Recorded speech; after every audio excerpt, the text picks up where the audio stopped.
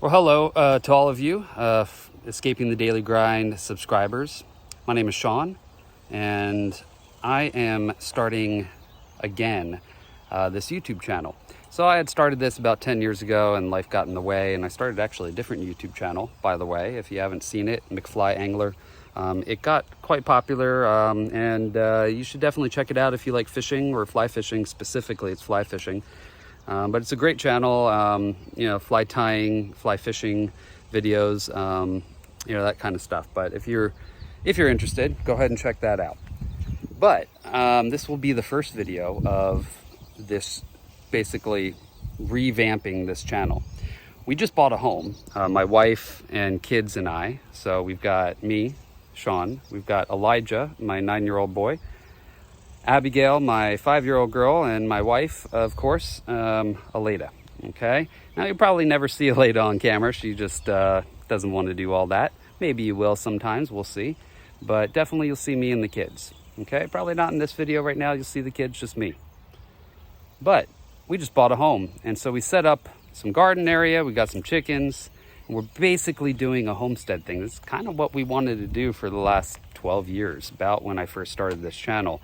We were kind of kickstarting that, and then life got in the way. We couldn't do it, and we finally did it. We finally bought a home.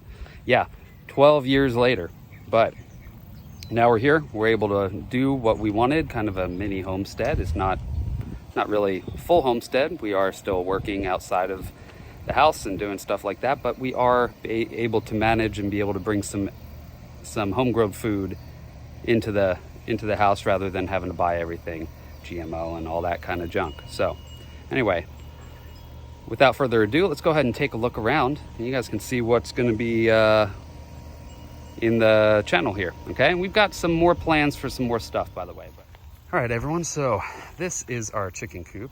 We've got 11 chickens. Well, actually, we've got 11 birds. 3 of them are guineas, as you can see right there. I'm going to open this up and we can step in here so that way it's easier to see without the mesh. This little guy is kind of the friendliest one. All these chickens are only 8 weeks old. Again, we just got this house, so we just bought the chickens. We've been in here about 3 months and got the chickens shortly after. So this guy, we're pretty sure it's a male. Okay, we're pretty sure that's a rooster. We're pretty sure that one's a rooster. Okay, they're 8 weeks old. It's not 100%, but I'll go through the different breeds here. A guinea, of course. That one's a guinea. That one's a guinea. And that one's a guinea. Okay, this is a silver phoenix. We also have pretty sure it's a female. There we go. There's the other silver phoenix. They're beautiful birds. They're not really the big egg layers, but they're really pretty. And we got cucamarans. There's definitely a female cucamaran. So if you're not familiar, it took me a while. I didn't know this until I got these, but that's cucamaran, that one, and that one. But the roosters only have 1 gene of the barred, and the females have 2. And so that means they have more darker plumage. Now we have another one here that's looks like it could be a male, but we're pretty sure that's a female because if you look, it has no comb like that one. That one definitely has a comb. And you can see it's still even darker than him. It's just a little lighter than that one. So we're pretty sure we got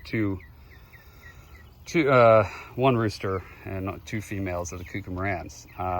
So we're gonna have to figure that out, because if that's a rooster as well, then we're gonna have issues. They'll fight. Plus the guinea, we're not 100% sure if any of them are male or female. But anyway, the other ones we have are golden comets. And there's one right there. That's a golden comet. There's a golden comet. And there's a golden comet. So that's what we got. Now the golden comets are the big egg layers. They lay like 350 eggs a year. We got all these at Tractor Supply and raised them from chicks. Abigail. I'm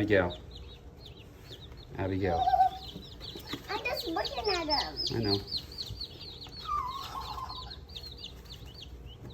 I'm so cute. I'm being very careful. Good. Be very careful. I'm busy. Dad. All in all, ceramic heat bulbs still make for a better option than the basic higher watt bulb. Yeah. Mm-hmm. It's a good one. That's why I got it for the lizards. So it's saying that yes, the reptile lamps are better. Oh yeah. Because they're less hazardous, and your chicks get used to day and night sooner instead of always having that light. Yeah. Oh, so cute. That one's in the water. That one's running in the water. He's sitting in the water. Oh. We basically raised them from babies, and have had them now about 8 weeks. So yeah, I've got these little things. They're pretty cool. They're little, they can feed right in there. It's kind of nice. If you haven't seen those, they're basically you just fill the whole bucket up and it just holds the food there like that. Of course, they dump a lot of it out on the ground. They're still doing it, but they'll peck all that up too. It just kind of keeps it, so I only have to fill this up once every 2 days, 3 days. And it's not full. I fill it up to like here. Okay, I put this little roost in for them, but I'll be having to add a bigger, more roost for them. And the same thing with the water. You fill up the water, and they're all getting scared because I'm in here going in the coop. My son comes out and plays with them, tries to pick them up, and they hate it, so they're running away. I think I'm going to do the same. But yeah, these little chicken cups, they fill up, and then once that, it stops to fill up once it gets heavy enough, and then once it's light enough, it has to, it raises back up, it'll fill up. So if you see, if I'm pulling it like that, it's filling with water. So the birds are struggling here because it's 105 degrees, and I put this in. It's our little pool kind of thing, little kiddie pool. I don't have it very deep, so they're not gonna I don't know if they can drown or not, but they can get their feet in there and get kind of cooled down. I've been throwing out a frozen watermelon for them, coming down and hosing all this down, to, keep it wet. I even install a little misting system for them because it's like 5 days of 105 degrees. I'm gonna get out of here because they all run in there when they're scared. So they don't like this phone, and they don't want me in there. So I'm gonna get out so they can come back out. It's a little cooler out here than in their coop. So although it's not bad in their coop. I mean, there's this big window and it kind of allows air to come in. And then there's a vent up there, for them. So there's this little runted sunflower. I don't know what happened here. It's not doing great, but it is what it is. But this is quinoa, and these two are amaranth. That's also amaranth, a different kind. So I just planted those. I had extra ones, threw it in, and they kind of took off. Next, this is a bigger sunflower. It's still not really mammoth. I mean, I think this is black oil. Because I had mammoth and black oil, and I think the black oil are the ones that ended up finally taking off. But that is not the size of sunflower. You're supposed to see them much taller, okay? We got lemons. They're just the same. We're doing really well with these. This is the blueberries. And then we harvested a bunch of tomatoes recently and got them in the house. One starting to turn again. But we probably got about 10 tomatoes off that. And these are going to be more cherries. They're starting to turn. You can see some color changes there on those. So they're starting to, we'll get some of those.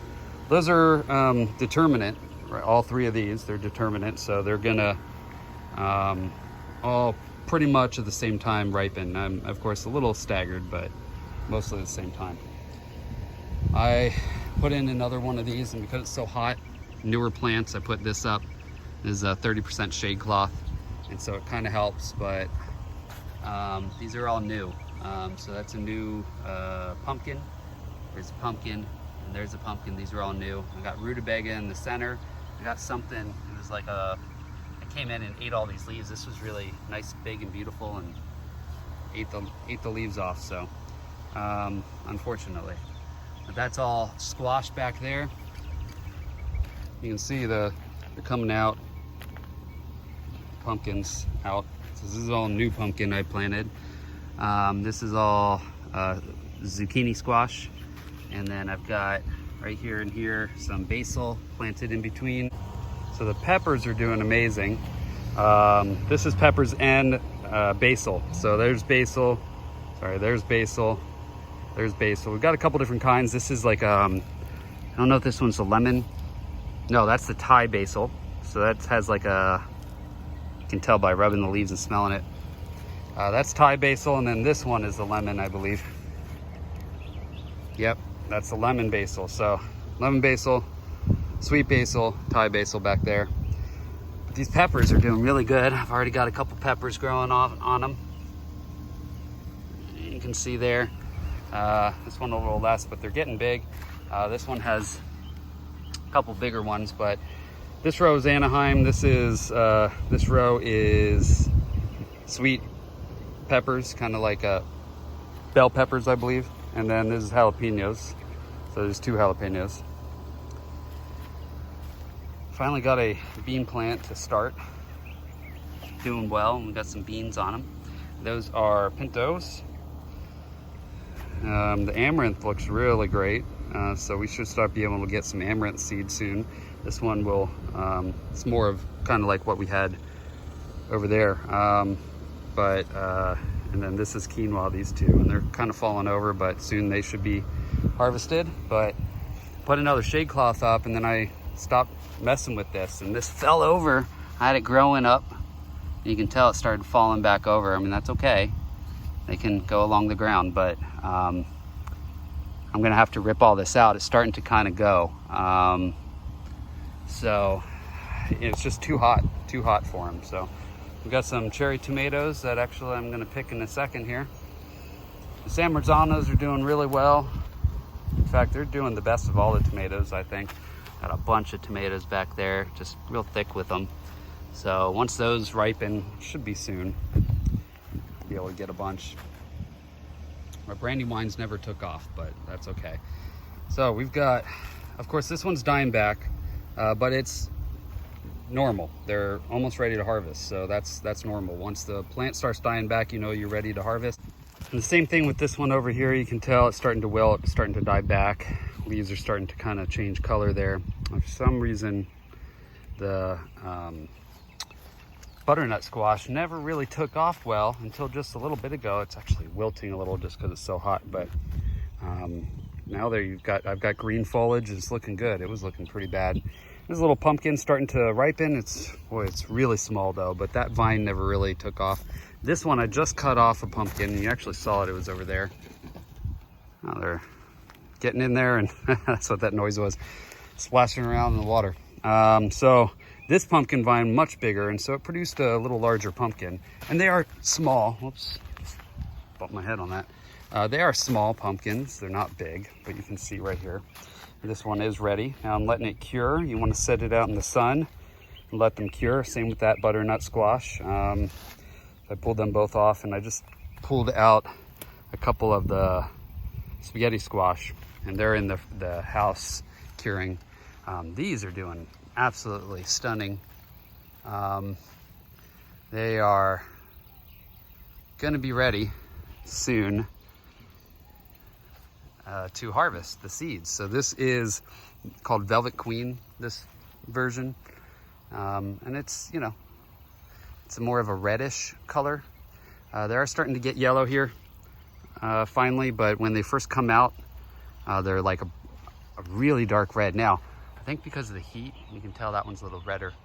Because of the heat, it might be causing it not to be super bright red, but the picture showed absolutely stunningly red, but it seems more of an orange to me. But they're still really nice, really pretty.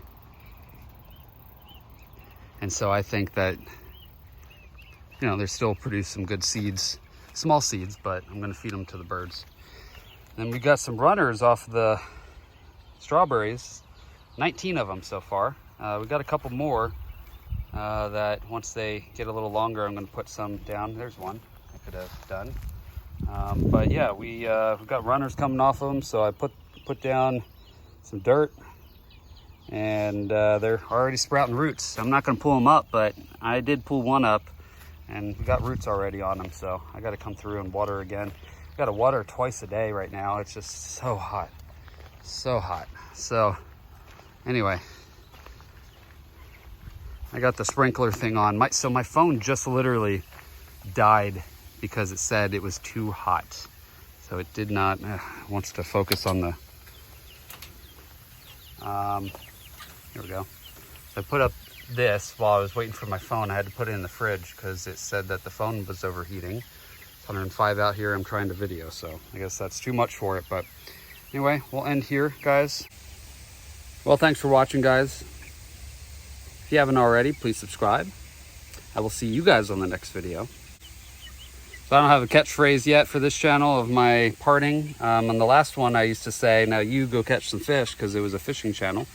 So if you guys have any ideas of what to say as I part the video, yeah, I don't know. I don't have that. I have no clue. New channel, not sure yet, but anyway. Still, subscribe, guys, if you haven't. Please hit the like button if you like this.